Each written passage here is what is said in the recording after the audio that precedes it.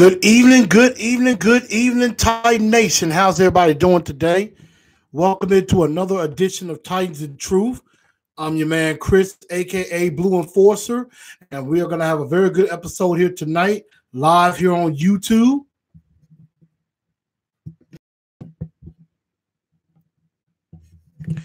Yeah, just make sure I adjust the microphone and everything so we can get started.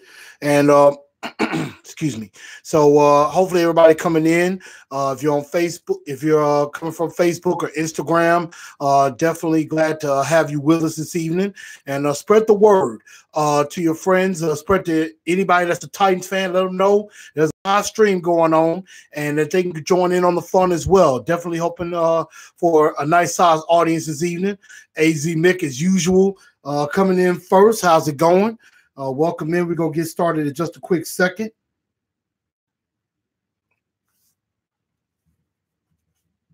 And AZ Mick, you're going to have to hit me up on Facebook because I know you're definitely on here faithfully, and I'm going to have to track you down.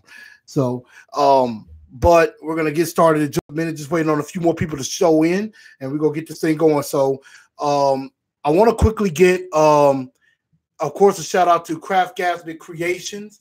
As y'all can see, I got on the gear tonight, representing for Craft Gasmet Creations as well as Titans of Truth. My cousin LaCrystal Cleveland, my homie. Like I said, if y'all want a shirt like this, if you want a sweatshirt like this, you know it's getting cold outside.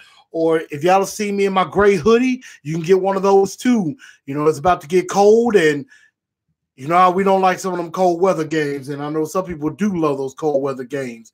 So definitely hit her up at Craft Gasmet Creations. You can check her out on Facebook, or you can contact her directly. If you're definitely serious about getting a shirt made or a hoodie made, definitely hit her up on Facebook, or if anything, hit me up on Facebook. I can get you in contact with her.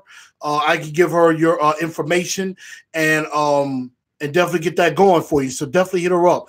Also on Instagram at craftgasmic_creations. That is CRAFTGASMIC_creations.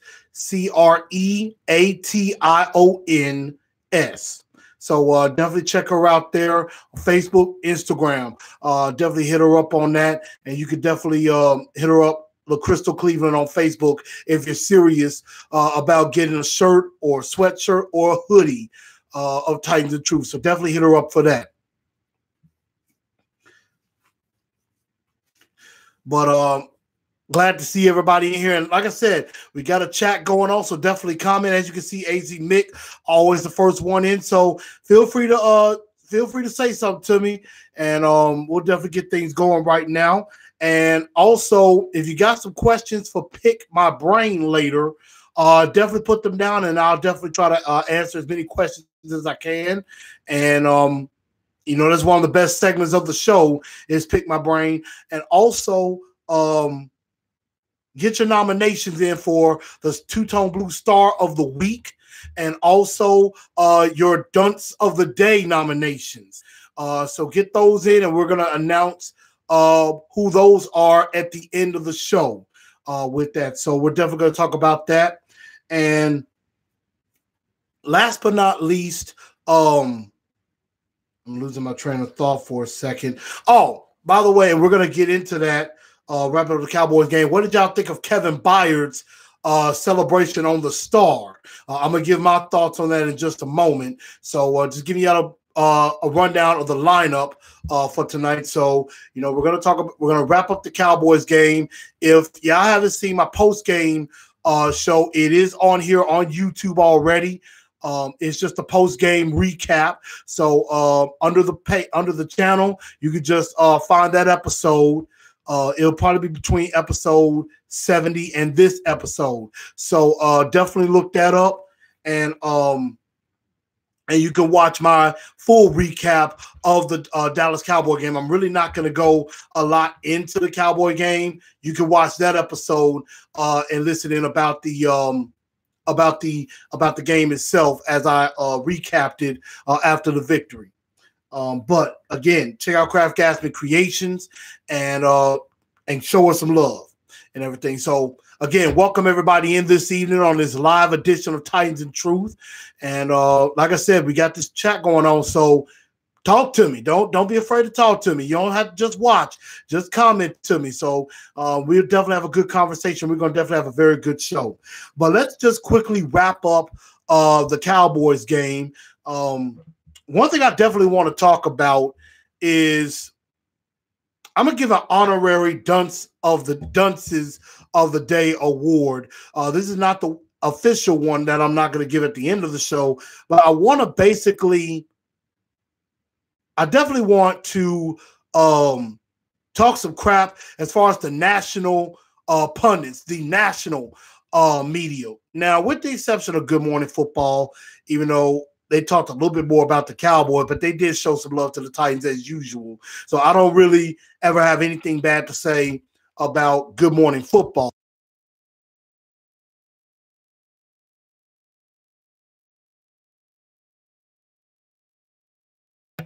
And so I always enjoy that show.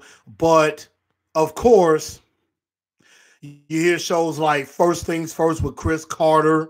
You hear First Take, with Max and Stephen A. And of course, probably the worst. Well, First Things First to me is probably the worst show of the three. I think First Take is the best of the three. Undisputed would be second.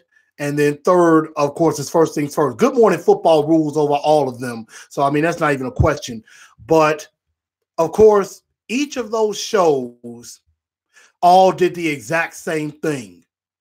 All they did was make excuses for the Dallas Cowboys. That's all they did. And I mean, I understand, Monday night game, you're in Dallas, you're in Jerry's world, the whole world's eyes are on that.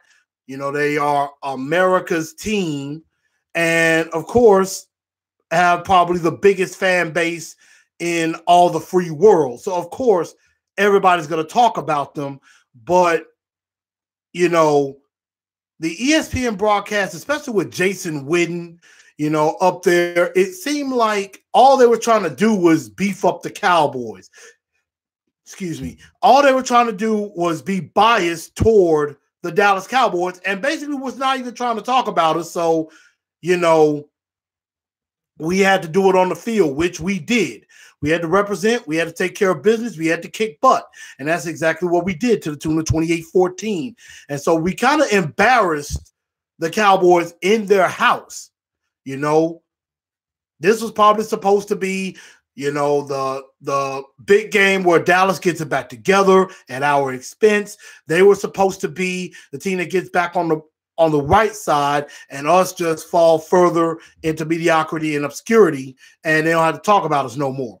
But instead, we come out, the first quarter was probably the worst first quarter I've ever seen, but they fixed that, they rebounded, and they took care of business.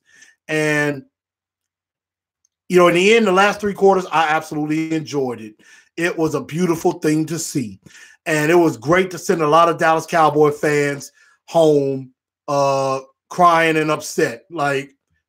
And to my play sister and one of my very wonderful people, Miss Clara, I'm sorry I'm gonna have to do this, but I got to because both of them, I talked to them and I kind of picked on them a little bit. And of course, when I picked on them a little bit about the loss, they both hung up on me. So I know they were not happy about that at all. But of course, I love y'all to death. Y'all are probably two of the only Cowboy fans that I know that I actually have true love for. Miss Clara, you've been amazing to me as a colleague, and of course my play sister, she knows she is. She's my sister. I love her to death, but I had to pick on it a little bit. So, I could tell it was a somber day for Dallas Cowboy fans on Tuesday. But what I didn't like about the national shows is all they did was make excuses about the Cowboys, talking about, Dak sucked and Jason Garrett is probably going to get fired. And, how the Titans do this. They weren't supposed to win this game. And of course, if you listen to Undisputed, which I think is full of garbage, to be perfectly honest, y'all know that Skip Bayless, who I really don't have any respect for, is a Dallas Cowboy homer. I mean, this guy, all he does is try to hype up the Cowboys, and instead, he has to come out and make excuses for them. And all these shows did that. All they did was kept saying, Dak should have thrown a pick, and they didn't get, they were predictable running Zeke. And, Jason Garrett should be fired. And, you fired the offensive line coach and all of that. I'm like, wah. Shut up and talk about the team that actually won.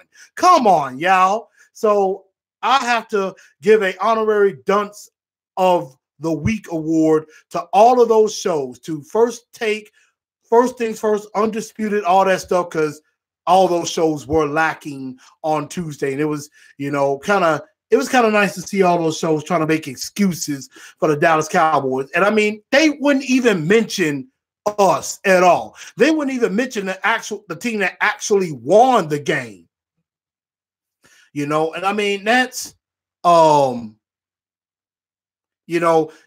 Classic Rod, you're absolutely right. I mean, it seemed like all you were listening to was Cowboys commentating, basically. And I mean, yeah, Jason Witten, I mean, what was up with the hairdo? He's trying to look all cool and stuff like a surfer. I'm like, that's not working for you, man. Stop all of that. Just look like yourself. You ain't gonna look like you back in the 80s on television. Come on. I know they had a tribute for him and everything, and I know he's a former Tennessee Vol, but I'm like, dude, your playtime is over.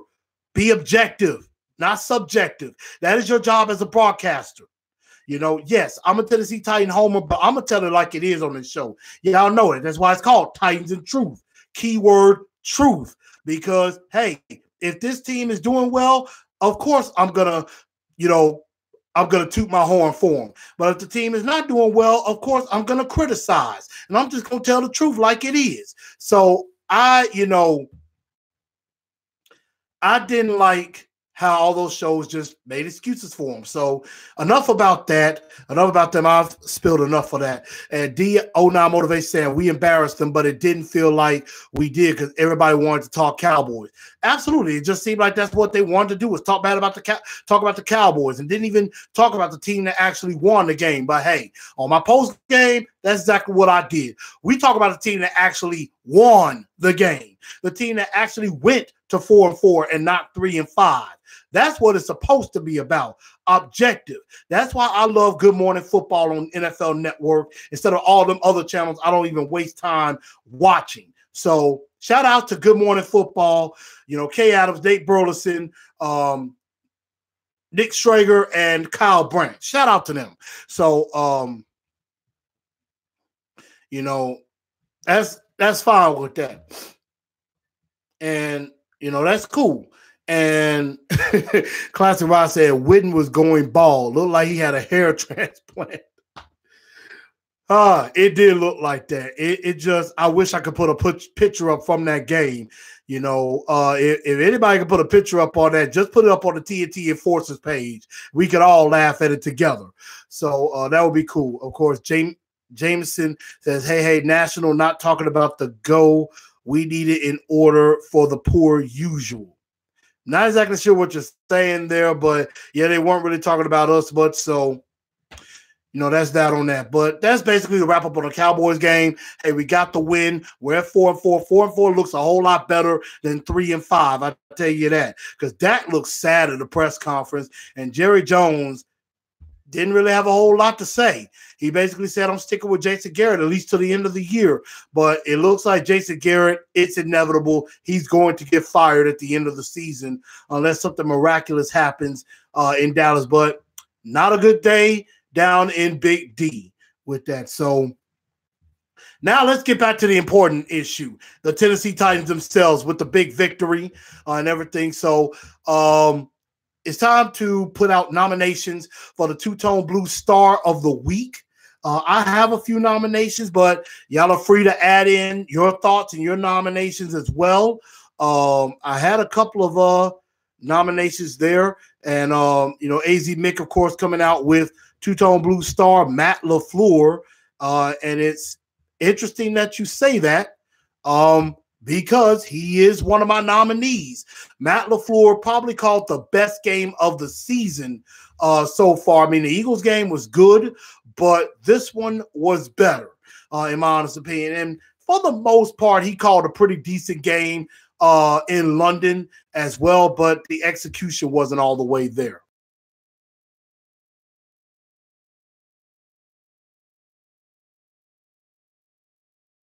Had to give me a quick swig of water.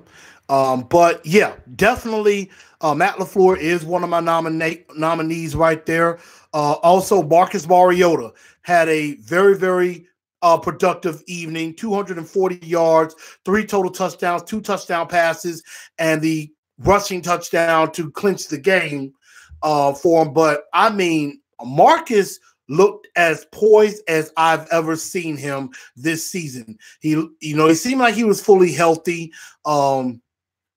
He ditched the glove. He says he's back to 100%, and he feels it, and he looked like it for the most part. Most of his throws were from in the pocket, and I mean, he was delivering a lot of good throws on target. That pass to Darius Jennings was absolutely a thing of beauty, and it was perfect. It was right where, right where Darius Jennings is the only one that could catch it. And that was great. Cameron Batson caught some nice passes. Another nominee I have, Corey Davis, was instrumental in this game, catching about 3 third down catches to extend drives and things like that. And, of course, another nominee, Dion Lewis, 122 all-purpose yards.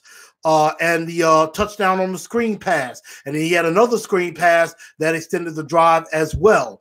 And I'm going to go back to Cameron Batson because, he only had 2 catches in the game, but they were 2 big catches on the big stage. I mean, Texas Tech, Cameron Batson, got to give that to him. Got to give him some love on that. So I definitely think we came out and proved something. Jonnu Smith sighting was happening. I mean, y'all know how I felt about Jonnu Smith. And I mean, the fact that, he had a big catch for, I think it was like a 20-yard gain. And then, I mean, the beautiful, RPO play where it looked like he fully was giving it to Dion Lewis and somehow snatched it back out. Quick shovel pass to Jonnu Smith and burrows into the end zone. I mean, that was a beautifully designed play. And I just thought that was genius by Matt LaFleur. Great call by him. D09 says, but for us to prove anything, it really starts this Sunday against the Patriots. Then we can probably get some attention we deserve. Got to stay consistent. I absolutely agree with that. That is a terrific comment. I like the fact that the guys weren't begging for respect because you know what? The way you earn respect is to keep winning. And you are absolutely right. Win this game Sunday against the Patriots, I guarantee you'll have some respect without even having to say anything. So that's what I like about that. Classic Rod coming in with Mariota gets my vote. He's just a winner. AZ Mix says Dion was great too. D09, give Dion Lewis some love too. As you know, I have. Besides that fumble, he's really playing great. Yeah. That is the one thing about Dion Lewis I do worry about is he does tend to have a small case of fumbleitis. He does have a fumbleitis disease, and he's got to get rid of that. You saw that in Buffalo, and you saw that the other night. He's really got to stop that because, as I've said last week and weeks before, this is Dion Lewis's backfield now. He is the feature guy. So the fumbling issue has got to stop, and I'm going to talk more about turnovers, as we preview the Patriots game in just a bit. But, of course, D09 said Derrick Henry is done. Yeah, I've kind of given that notion too. I mean, I think he still has a place. He may still have a place on this team, but, I just don't think this offense fits him at all, and I've always said it.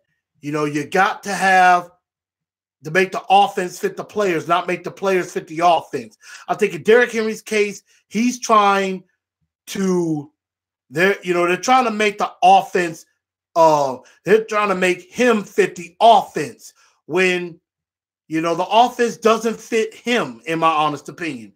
If he goes to a team God forbid not, like the Jaguars, he'll be used better because that's more of a power run team. Maybe a team like I'm trying to think of a power running team. You know, somebody that is just gonna run the ball in. Maybe like a Jets or you know, Buffalo has to result to that because they have no receivers. You know, teams like that you know they're gonna have to power run the football. You know, Dallas would be a good situation for Derrick Henry as well. So I mean, you know, he was on the trading block last week, and I guess nothing ever really materialized from that, which I'm not really surprised. Give me a second, y'all. So, I mean, you know, I think Derrick Henry's days are numbered. I think he's as good as gone after this season. I think they're going to try to trade him and maybe pick up another draft pick, things like that. So I could definitely see that happening. Wesley Farrell comes in saying Quinn Spain actually had a good game. For the most part, I would probably say yes. I think Quinn Spain has had a good game, has had a pretty decent season. Ben Jones and Josh Klein, I can't really say that. Although Ben Jones had a very nice block on the screen pass that on both of the screen passes for Dion Lewis, one that led to a touchdown, the other that led to a big gain. So I definitely I think Ben Jones is okay, but I think Josh Klein is the weakest link on this line. And I think, honestly, guard or center is definitely going to be a pressing need in the offseason or in the draft to look for somebody. Maybe somebody that is a road grader, but is a pretty decent pass protector as well. So I think that's where they may be going towards with that. So those are my four nominees for the star of the week. Marcus Mariota, Dion Lewis, Corey Davis, Matt LaFleur, and I forgot to mention Jayon Brown. Definitely deserves some love. I mean, Jayon Brown, I don't think any of us saw this coming. Jayon Brown is having a heck of a season. I mean, he leads the team in tackles with 58. He leads the team in sacks with 4. And, I mean, this guy's flying all over the place. And I know there's a lot of people that don't think he's a 3-down linebacker. I think he is. I think he definitely is a 3-down linebacker. You can't take him off the field because of the production that he has. I mean, and he seems to get better each and every week. I mean, it just seems like he's getting better. And, I mean, he's turning into an absolute steal of a pick. I mean, I'm loving Jayon Brown right now. You know, some Jayon love is definitely coming. I think he's turned into probably, I would say, one of the best. I would say one of the top 3 defenders on this team. You know, Jarrell Casey definitely. You know, Jarrell Casey is one.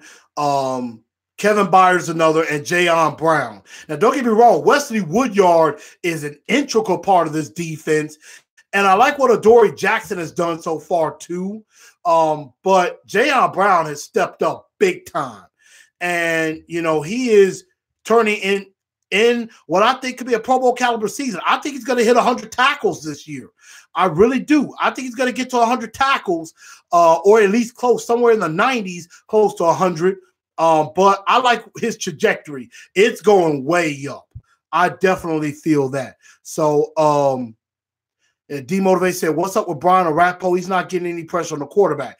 Well, Orakpo did register his first sack of the year. He did register his first sack of the year, albeit it was Dak Prescott going out of bounds behind the line of scrimmage. As if anybody knows, when a quarterback runs out of bounds behind the line of scrimmage, it counts as a sack. And they usually give it to the person that's nearest to the quarterback. In that instance, it was Brian Orakpo. He ran him out of bounds, so that counts as a sack for him, his first of the year. But, yeah, I think Orakpo, his time is coming to an end. I mean, love Brian Orakpo. I love him. But I could actually, I mean, between him and Derek Morgan, they're going to get rid of one of them and maybe keep the other. But if Sharif Finch steps up anymore, or if there's a big-time pass rusher in the draft, I could see where they go for a pass rusher and get rid of both of them, honestly. I could definitely see that. Harold Landry's starting now, and even if Derek Morgan comes back, I don't think Harold Landry's coming off the field. You know, he had a big sack in this game and everything. So, I mean, Harold Landry's not coming off the field anytime soon. I think he's going to stay on the field. He's got to develop another move instead of that bend. I think he needs a rip or a swim move or something like that with that bend because he is extremely fast. He adds that, he's going to be an even more dangerous pass rusher, in my honest opinion. AZ Mix saying Jayon Brown awesome every week. D09 saying Jayon Brown's a beast. Wesley Farrell, Harold Landry coming along. His honor. Yes, the law is coming along. Definitely. Jayon Brown could be the new Mr. Monday Night. I don't know if that's him or Kevin Byard. It's going to be one of the two, definitely. So I definitely like where they're definitely going with that. And I just think this defense, they're getting better and better and better. I mean, we're number one scoring defense, as if we give up the least amount of points on average. We only average giving up 17 points a game, and I think we've only given up more than 17 points a game. I want to say 4 times all year, I want to say. The Miami game, Miami, the Chargers game, the Eagles game, and then I cannot remember the last game when we gave up 20. It is slipping. Oh, Baltimore, which I think that game you really can't put a whole lot of it on the defense. That one goes more on the offense. But other than that, they're only averaging 17 points a game, which is first in the league. They're also 8th in total defense in yards. They're 8th against the pass, but they are going to get tested this week. And they're, you know, I know a lot of people talk bad about the run defense, but I think the run defense is steadily getting better.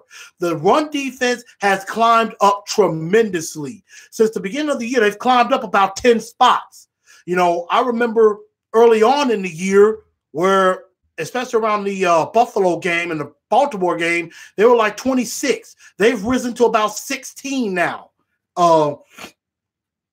against the run. So they're getting there. And, I mean, they shut Zeke down pretty well. Yes, Zeke in the first quarter was kind of going. After that, they pretty much shut him down and made Dallas one-dimensional. And I said that in one of my 4 ways to victory last week. Shut down Ezekiel Elliott, you shut down the Cowboys. And that's exactly what they did. And D09, I'm glad you brought that up. Rashaan Evans, you know, Rashaan Evans, I think is coming along slowly. Yeah, he hasn't really been showing up on the stat sheet. I think he's getting better as the year goes on. But you got to remember, he was behind the 8 ball from the beginning of training camp because of an injury, because of a hamstring or a quad injury. So he really couldn't practice a whole lot. He was, you know, working out on the side and stuff like that. So he's getting a crash course in the playbook. So I think give him time, give him a full offseason. I think next year Rashaan Evans should make some big-time improvements. But I think he's coming along. And there was a play, though, that Rashaan Evans made a big-time play. It was a 3rd and I want to say it was 3rd and 1. He got into the gap, stopped Zeke. I don't know how in the world they gave Dallas a first down on that. He was stopped. Rashaan Evans stopped him there. You know, yes, we want more from Rashaan Evans, but I think under Wesley Woodyard's tutelage, he's going to get there. I think he's going to definitely get there. So, you know, of course, I'm not going to give up on Rashaan Evans just yet, but I think there is some improvement. He's showing a little bit more each and every week. He's getting there. He's not there yet. He still has a ways to go, but I think he's going to get there. You know, he's an Alabama player. You know, he has to drive. So I really do think he's going to get there, and run defense is improving. But as you have a star of the week, you always have to go to the other side, and somebody's got to put the dunce cap on. Now, I'm pretty sure we all have a unanimous decision on who the dunce of the day is going to be, but I still have to name off a few nominees. First off, one of my nominees has to be Jack Conklin. And Jack Conklin, Josh Klein, definitely. And, Taylor Warren wasn't perfect. He played a decent game. Quinn Spain has done okay.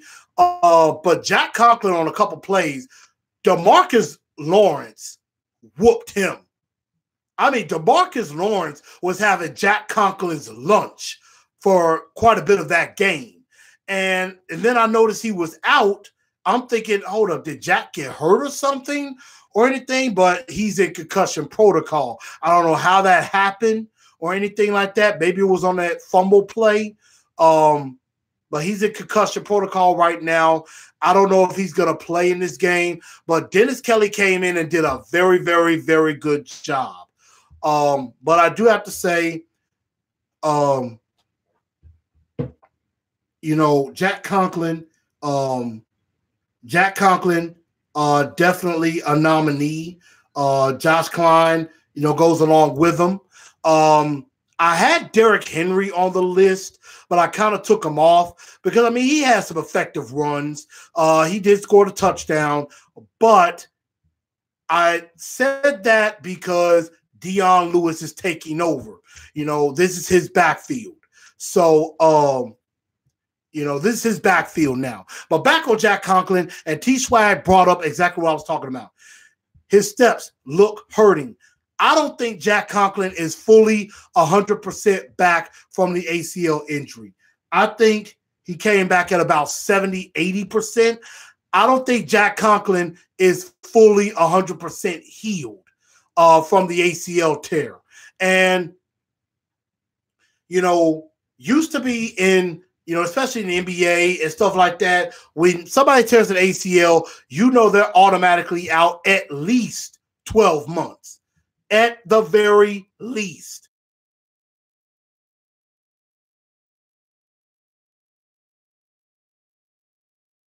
And, ACL tears in basketball and in football is very similar to like Tommy John surgery in baseball. Those, you're automatically at least out a year. Tommy John surgery in baseball, if anybody knows, if somebody suffers that injury, they're out at least the whole present season, and they may be out pretty much most, if not all, of the following season as well. You've seen that happen where maybe in baseball in June, somebody has Tommy John surgery, and they're out the rest of that year.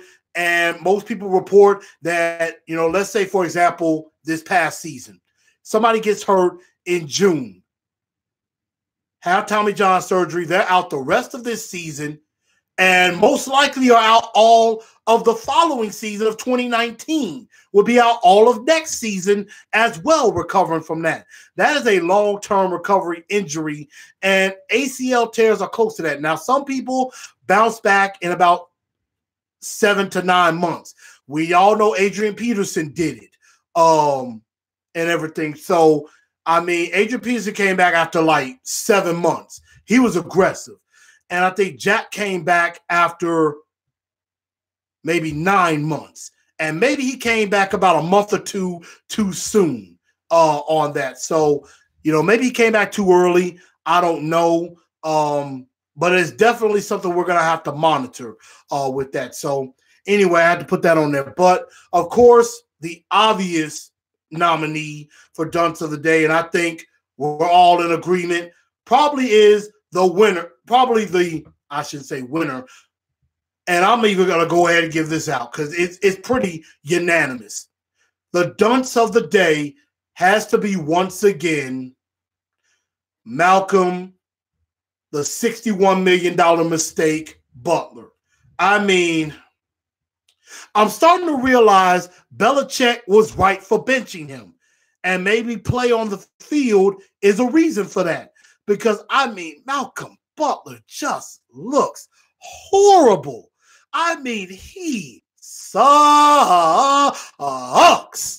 I mean, sucks to the core. You know, for many of y'all who have been fans of the show, who have watched the show, you know, I used to have nicknames for guys that are just terrible. Like Michael Griffin, people called him Michael Whiffin. Cody Sensabaugh, I used to call him Cody Sucksabah. For Bryce McCain, I used to call him Bryce McPain.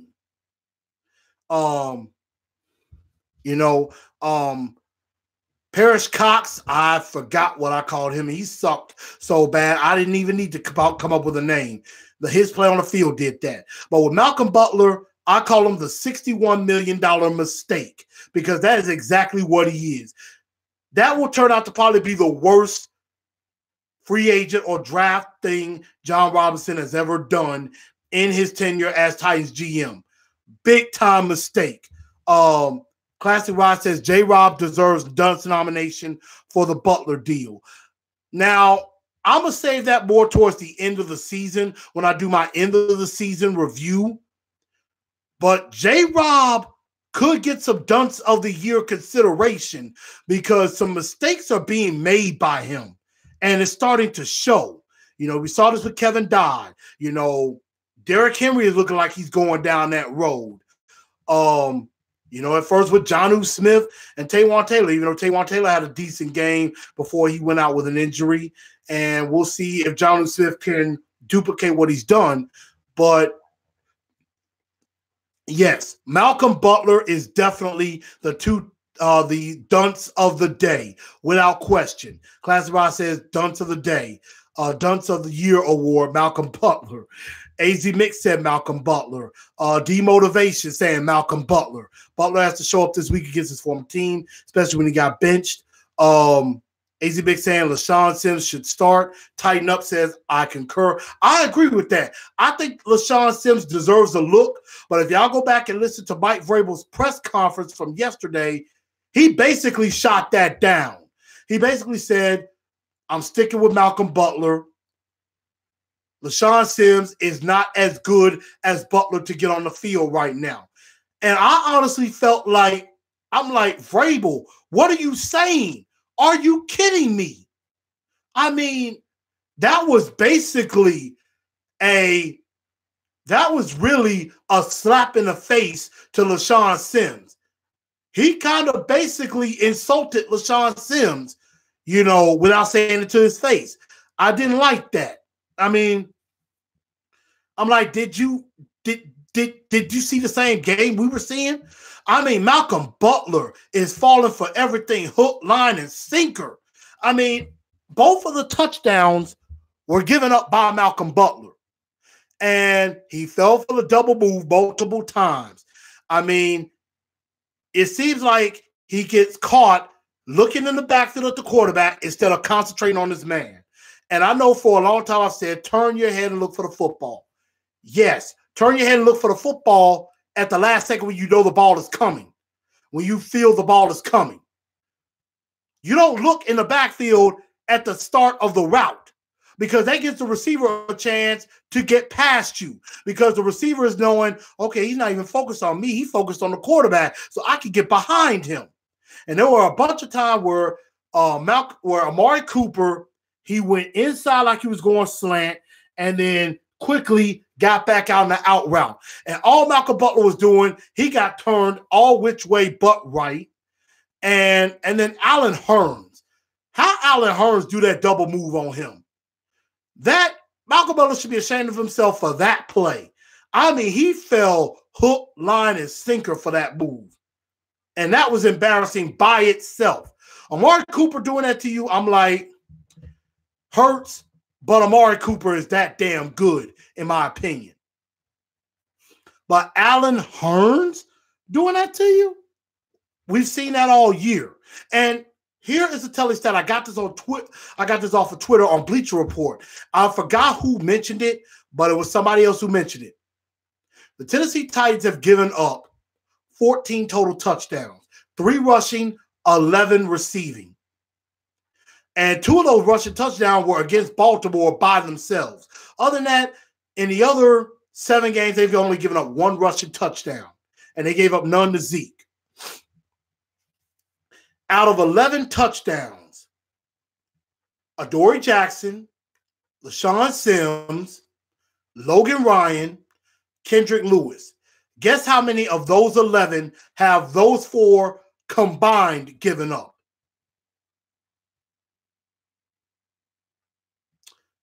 4 combined. Those 4 guys combined. Now, Kendrick Lewis sucks. Let's just get that out the way.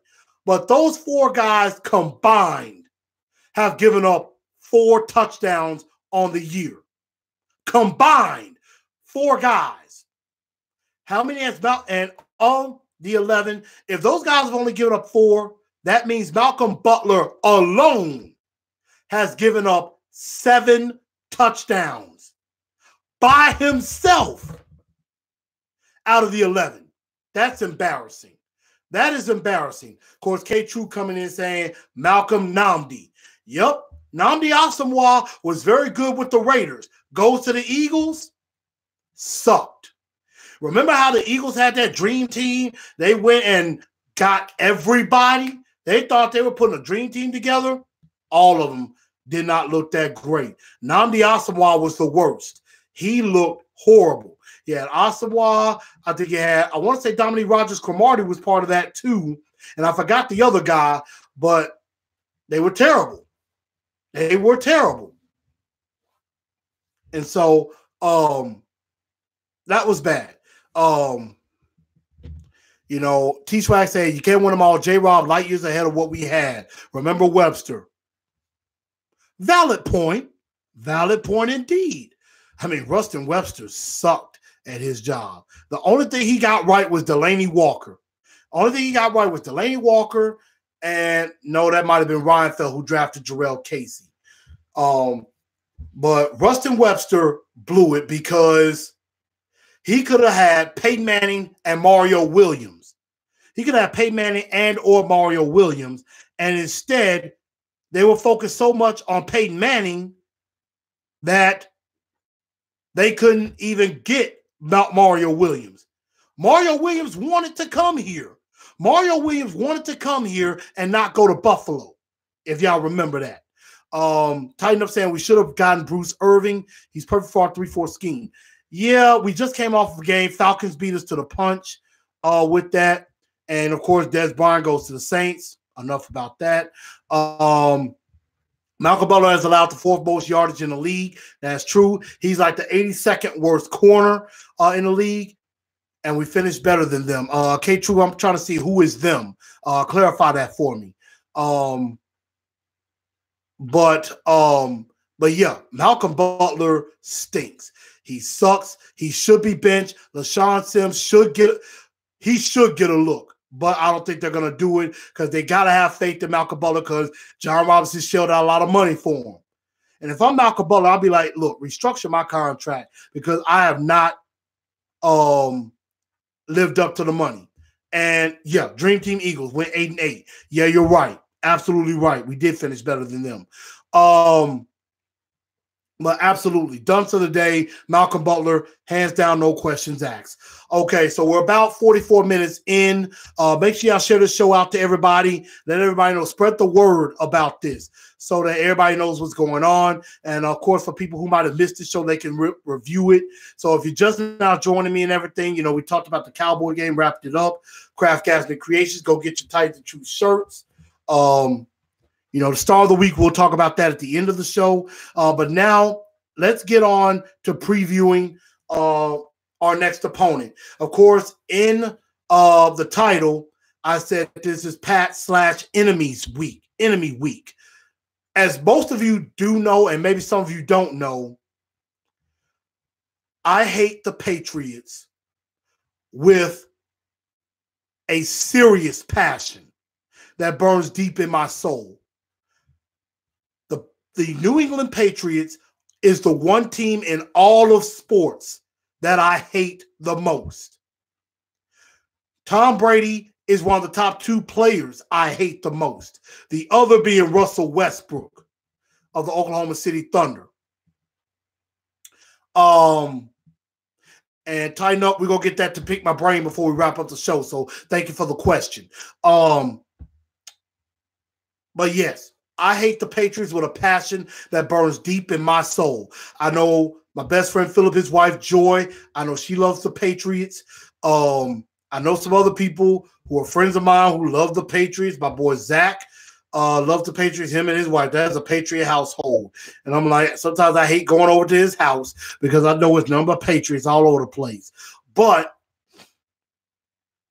the Patriots are 7-2. They just beat the Green Bay Packers. Right now, they've owned us recently. They beat us in the playoff game last year, 35-14, which Mike Mularkey was thoroughly outcoached. He got fired the very next day. Big Shane, what's going on with you, though? What's going on with you? We're going to surprise the world and beat them by a decent margin. I'm going to hold my comment on that one. I'm not going to go that far just yet.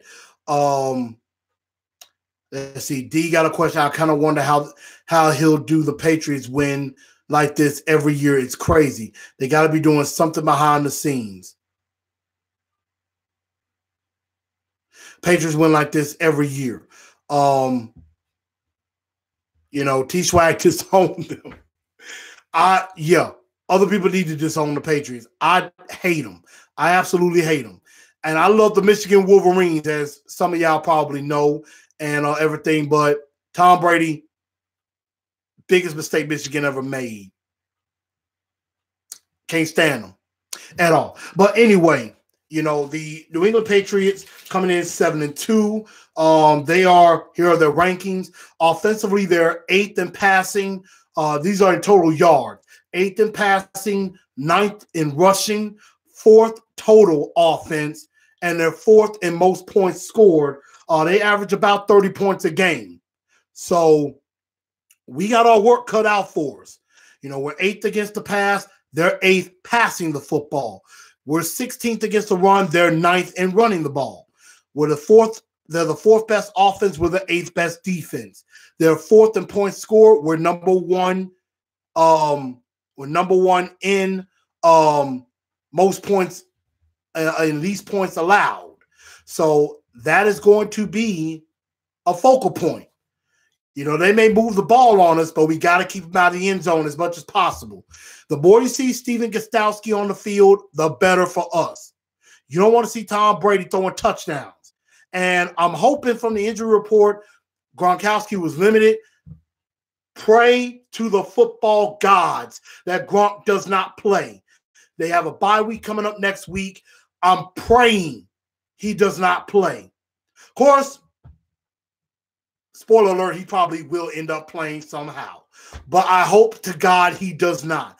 And I kind of hope Edelman doesn't play either, but Edelman will probably most likely play.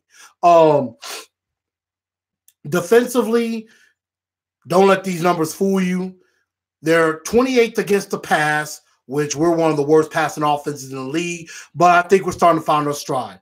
21st against the run, but again, I think Deion Lewis could gash them a little bit.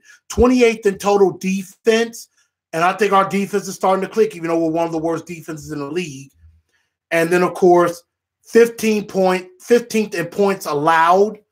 And I believe we are like 20th or, like lower 20s in points scored. So we got to score more than them. We're going to have to get into the mid to maybe upper 20s to win this thing. We're going to have to get past 20 to win the game. So that's going to be very, very important. And that leads into my Blue Enforcer 4 ways to victory. But first, before I do that, I'll read a bunch of comments. Shane, of course, saying Bill Belichick, classic Ross Society. Patriot fans are mostly bandwagoners after the past started winning Super Bowls. Perhaps. Shane says, I feel like this is deja vu, but they have faced a D like, but have they faced a D like ours yet? That's a good question. And that's one, again, I'm going to do and pick my brain. But let's get into the four, Blue and Forster 4 ways to victory. And again, this is, of course, sponsored by Craft Gasmet Creations. So go get your Titans and Truth shirts. She makes a lot of shirts and stuff for very special occasions, for any occasion, birthday, wedding, anything like that. Definitely hit her up at Craft Gasmet Creations on Facebook, LaCrystal Cleveland on Facebook, at Craft Gasmet _Creations on Instagram. Hit her up and definitely you know, you support her, you support Titans and Truth by getting one of these shirts, a sweatshirt, a t-shirt, or a hoodie. You can definitely get that. My information, of course, will be on the back and everything with that. So definitely check her out, and she'll definitely hook you up. Let her know that Chris of Titans and Truth sent you. But here are my 4 ways to victory. And AZ Mick, you hit on one of them, which I'm going to be saying in a minute. You know, Classic Rod says Titans going to need damn near 30 or more to win. Pats can easily score over 30 consistently. I hope our D doesn't freeze up. Reginald Browning says that. So I agree. I hope they don't freeze up either. But my first way to victory is keep the momentum going offensively. Play your game. And this is offense. Offensively and really defensively as well. Play your game. Don't fall into the trap of playing theirs. Play smart, play focused, be aggressive, but be smart. You got to extend drives on 3rd down. You got to keep Brady off the field as much as possible. Extended drives like you had against Dallas will help with that. The less Brady has the ball, the better our chances of winning. But we got to convert touchdowns on pretty much every drive. We cannot have field goals. Field goals is not going to do it. Touchdowns will do it. So we got to play our game and don't fall into their trap of playing theirs. And that's going to be key with Matt LaFleur. Matt LaFleur is going to be very, very important. And Dean Pease as well is going to be extremely important. Let's see. T-Swag, if I don't use any social media sites. T-Swag, what I'm going to do, I'm going to give you my phone number, and I'll give you my number off air, and I'll get with you on that.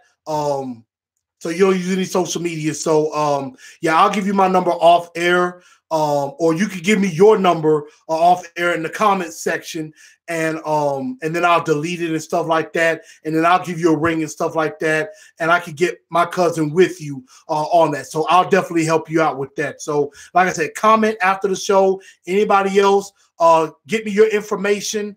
If you want a shirt or anything like that, and I can get you with her if you don't use social media.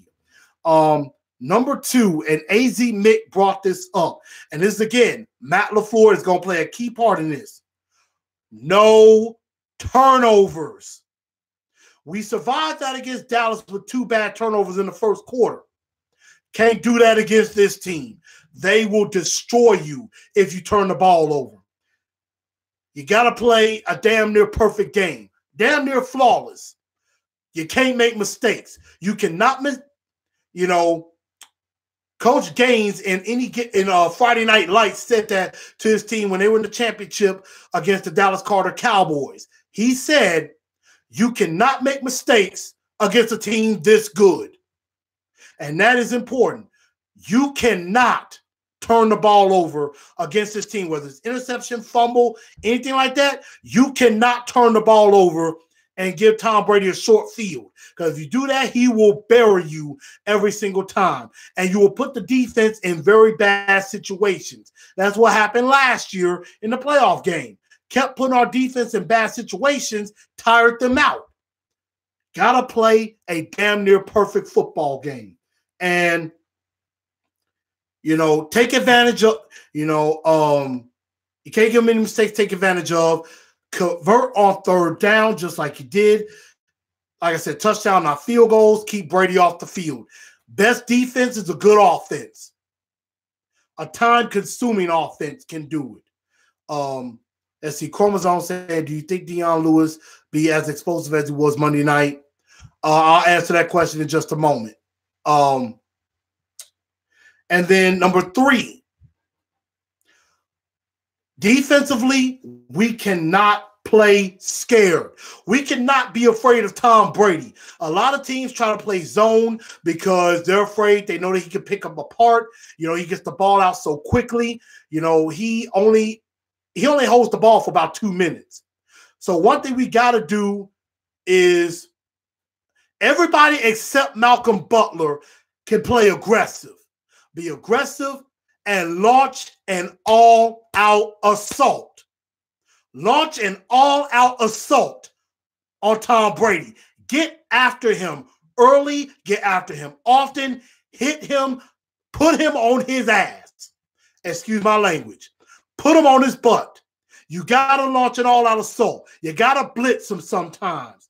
And this is where Dean Pease is going to make his money. He is going to be the most important piece of this game. And I mean, Dean Pease is going to be the difference because he's had success against Baltimore in years past. He's won AFC championships in Baltimore. He has beaten Brady multiple times. Dick LeBeau has always struggled against Tom Brady. Tom Brady has always sometimes struggled against Dean Pease defenses. Bend but don't break. We can bend, but we cannot break in this game. So we have got to get after Tom Brady. And one thing we got to do, don't play 7 to 10 yards off the ball. Get up on the line and jam the receivers. You got 5 yards of cushion. You got to use it. And anybody that's on Gronk, get physical with him. Don't be afraid of Gronk. Get up on him. Push him off his route. He's very strong. Yes, and he is damn near impossible to stop. But you can knock him off his spot. That's going to be key. Knock some of these receivers off their spot. They could be off from Tom Brady getting in rhythm because Tom Brady's going to try to get the ball out very, very quickly.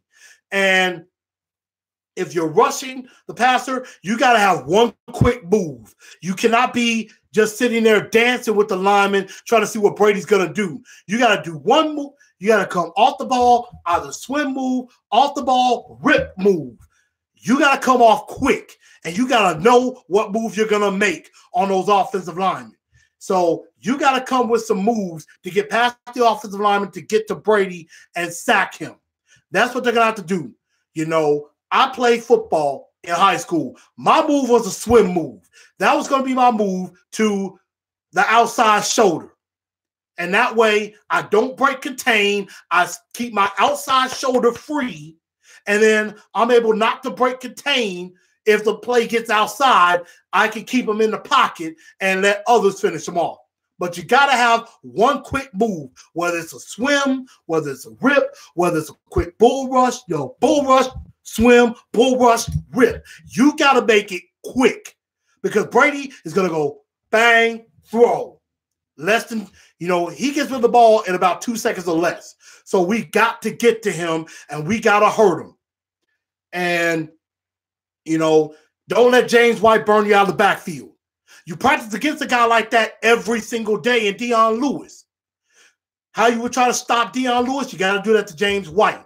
And do not let Cordell Patterson get going. Smack him in the mouth from jump. Smack him in the mouth. Make him regret that he's a running back in a receiver's body. So make him regret that. And last but not least, we're going to have to be on our pins and needles. We're going to be on our hands anytime we're on defense and we see Malcolm Butler on an island. Bill Belichick, Tom Brady, they are going to go after him early and often, and they're going to try to put everybody on him. Dean Pease is going to have to find a way to help Butler so that way he's not by himself on an island. They're going to have to put a safety or a spy maybe to help him out. And so Butler's going to have help. He cannot cover by himself. I think Adoree and Logan could probably handle themselves alone. Malcolm Butler has proven he cannot. And most of the touchdowns have been one-on-one situations where he hasn't had over-the-top help. We're going to have to give him some help over the top. But we're going to have to play some man too, because if you play zone, he will eat you alive. But we're going to have to play man and make it look like he's on an island, but then confuse him and then put some help over on his side to help him out. I'm hoping that they mainly put Logan Ryan on Julian Edelman. They put Adoree on Josh Gordon, or they can switch them out at times. You know, you can put Logan Ryan on Julian Edelman, which that'll probably be most of the time, and Adoree's on Josh Gordon. And unfortunately, that leaves Chris Hogan on Malcolm Butler. I think that's a better matchup for him, you know, because Chris Hogan's not a burner. I mean, neither is Allen Robinson, but he beat him on double moves. And I mean, I guarantee you those receivers watched how receivers have beat Malcolm Butler and are going to try to duplicate the same thing. So we're just going to have to be on our pins and needles and pray to the gods that Malcolm Butler gets it together. I don't know if he'll get it together in 4 days, but he's got to try. He cannot look at Tom Brady in the backfield. Play your man. Maybe he'll be extra motivated for this game. Hey, I got something to prove. And if he could do that and have a better game this time, let's at least say have a better quarter, or better yet, a better series. On his first couple of series, just go series to series and try not to give up a big play. For the love of God, Malcolm Butler, please, I'm begging you, man. Play technically sound and don't look in the backfield. Don't chase the rabbit. Don't do that, please. Classic Rock said, do you think they'll play Joston Fowler? I want to see Fowler and Henry out there. And I'm going to go straight into pick my brain. Now, those are my 4 ways to victory. Brought to you by Craft Gasman Creations. So now let's get into pick my brain. Pick my brain right quick. And I'm going to run through some of these questions as quickly as possible because I know I've been running over an hour and I know some of y'all got some stuff to do. So let's get going. Let's see. I talked about Brian Orakpo. Let's see. All right, I'm just going back up top. Seeing if I have any questions up there. And if I forgot some, I'm sorry. Definitely going to try to do the best I can. Let's see. Excuse me.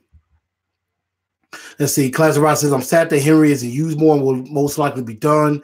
I thought Joston Fowler was going to play with Henry in Dallas. Yeah, I was surprised with that too, but maybe they'll just, let him get used to the playbook. It's a little bit different of a playbook than what he played before.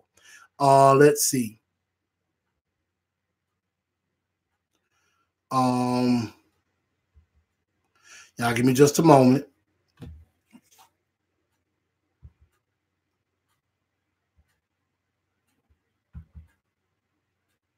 Okay. Tighten Up came up with a good question. Who do we go for in the offseason? What are positions of need? It's too early to go into that, but I would say definitely glaring needs, and I've seen these on a lot of reports as I've looked at draft stuff a little bit. Wide receiver is going to be a need. There's no ifs, ands, or buts about it. Tight end is going to be a need because Delaney Walker ain't getting much younger, and I don't know if Jonnu Smith is ready to be the heir apparent. We're going to find out this year. We could get another pass rusher, especially if they let Orakpo and Morgan walk. We'll definitely need another pass rusher. I don't know what that was in the background. I'm sorry, y'all, with that. Also, interior offensive line, guard and or center is definitely going to be important. So we're definitely going to have to find some interior offensive linemen to help protect Marcus and to get the run game going. And last but not least, we're probably letting Derrick Henry go.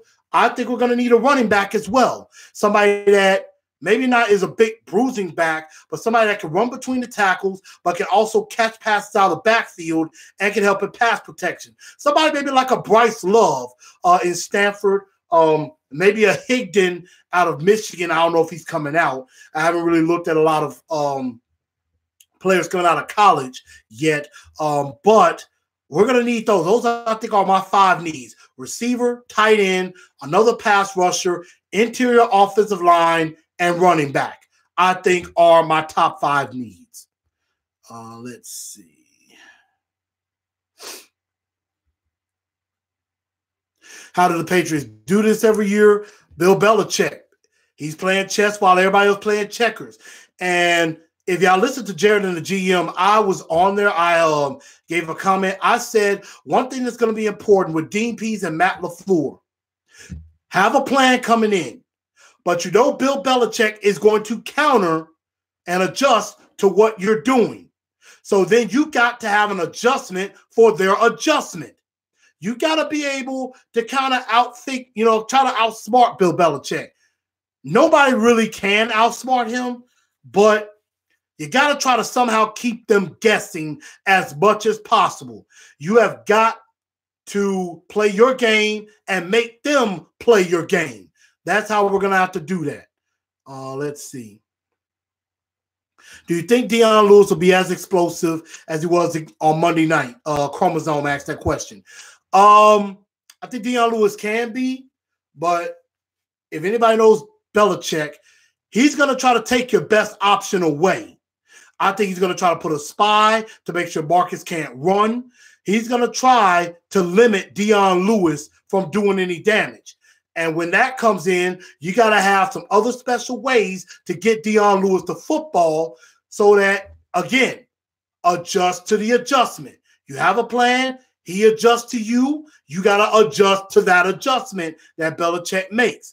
So you got to find other, tweaks of ways to get Dion Lewis the ball and keep him involved. Do you think Justin Fowler will play? Classic Rod. I think he will play because the fullback is going to be necessary if we're going to get the run game going. Excuse me, because I don't think a backfield is going to do it. And there are going to be some times you got to put Henry and Lewis together in the backfield. That could definitely confuse them because you don't know who's going to get the ball. You don't know. It could be an option, fake to Henry and give to Dion Lewis. Or fake to Dion, give to Derrick Henry. You don't know who's going to get the ball. Or he may fake them both and he keeps it. Or play action. Something like that. Got to keep them off balance as much as we can.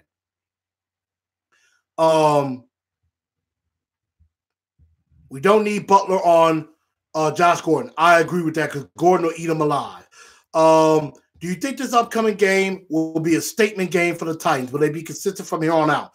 I think the offense is starting to click and find a little consistency. Even though they lost in the game against the Chargers, you saw the offense move the ball some up and down the field. There was some consistency there. And I think they did the same thing in Dallas. So they have to be consistent. They cannot go back to what they were in the beginning of the year, and they got to keep this momentum going. I think this could be a statement game. I mean, that will be a big feather in the cap if you beat both of the teams that were in the Super Bowl last year. That would be a huge feather in the cap if you could do that. So, even though don't blame me, y'all, I am picking the Patriots to win this game. But I want to be wrong, as usual. I mean, the Patriots are the better team right now. And we got to prove we can step up and play the big boys. And, of course, y'all know I want the Titans to win more than anything. But when you got Brady on the other side, that's going to be very, very difficult. We got to play a perfect game damn near to win this game. So we got to do that. I want us to win. I'm going to be there. I'm going to be cheering hard for us to win. I'm just saying I'm picking the Patriots to win. Hopefully that could be a jinx and something goes the other way. Let's see. How can we slow down Tom Brady? Like I said in my 4 ways to victory, Pete Hicks, you can go back and listen to that. We got to launch an all-out assault. We got to make quick pass rush moves and get to Brady. And we got to jam receivers to maybe cut off the timing a little bit. Now, we're not going to completely shut him down, but we may be able to slow him down. And maybe instead of touchdowns, make them get field goals. Red zone defense is going to be very important. We're one of the best in the league at that. I think we're number 1 in red zone defense. But the Patriots are right there with us too. So for offense, when we get in the red zone, we got to score touchdowns. For when they get in the red zone, we got to keep them to field goals or get turnovers. Let's see. Can we hold the pass to under 17? It's not impossible, but it's not going to be easy either. It's not going to be easy at all. But they do have, I think, a better equipped defense to go up against them. And I know Tom Brady's on the other side. And I said this on Jerry the GM earlier when I was on the radio. I said, if you think about the 8 quarterbacks they went up against, 5 of them were playoff caliber quarterbacks who have been in the playoffs or are good enough to get a team to the playoffs. Watson, Wentz, Rivers, hate to say this, Blake Bortles, hate to say that. Tannehill is another. We've played some very good quarterbacks in the past, and we've only given up 20 points or more like 4 times out of the year. The rest of the time, we've held them under 20, under 17. So we got to continue to do that.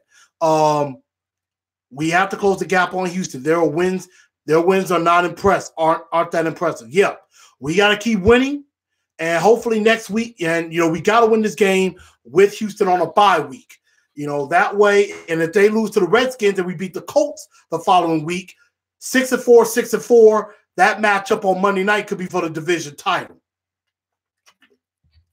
Let's see. T-Schwag says control the clock and just don't let Brady get on the field.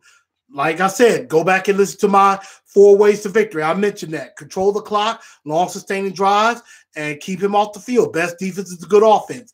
P. Hicks comes and says, well, Monday night, a jump start for Jonnu to get him going and to get him some confidence.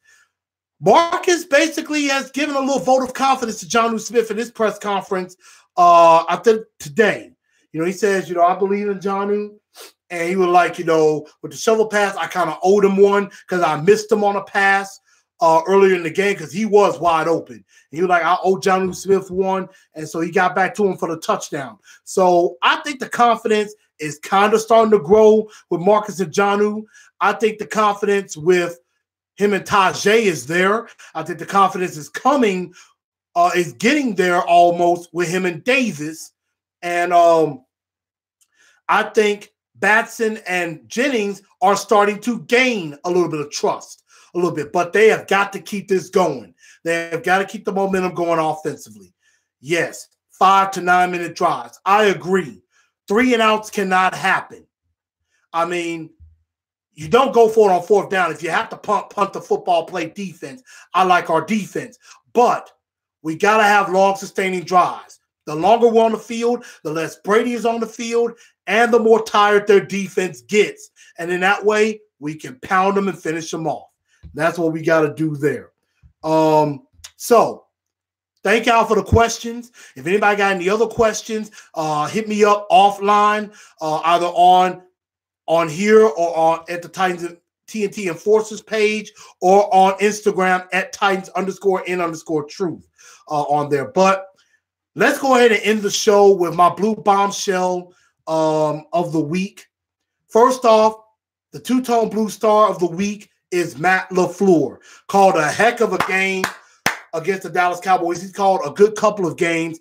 Got to keep that going against the New England Patriots. Easier said than done, but I'm starting to have some confidence in Matt LaFleur that he can get the job done. We're just going to have to make sure we adjust, not just, half to half, but from quarter to quarter, series to series, maybe even play to play. We got to adjust. I'd rather be over-prepared than under-prepared. That's the best way to do it, So that's something we got to do right there. But last but not least, before we wrap up the show, of course, yesterday was Election Day, and a lot of people hit the polls to vote, myself included. I voted early. Here in Tennessee, I didn't like the way that the decisions came out. I can admit it. I'm a Democrat. I was hoping some Democrats would win. Of course, a couple of Republicans won governor and senator. But we do have Democrats did win the House, so we do have some power somewhere. I did like that. But my main thing about it is bravo to those who went out and vote, exercised your right to vote, because especially African Americans, because people died and went through a whole lot of hell for our right to vote and, for women's right to vote. So for everybody who went out there and voted, no matter if you're Democrat or Republican, bravo to you. but I will give a Dunce of the Year award to anybody who did not vote. If you didn't vote, you don't have a say in anything that has happened or transpired. You don't have a say. You can't complain. You can't say, I hate that they won. None of that if you didn't vote. So you better have voted. If you didn't, shame on you.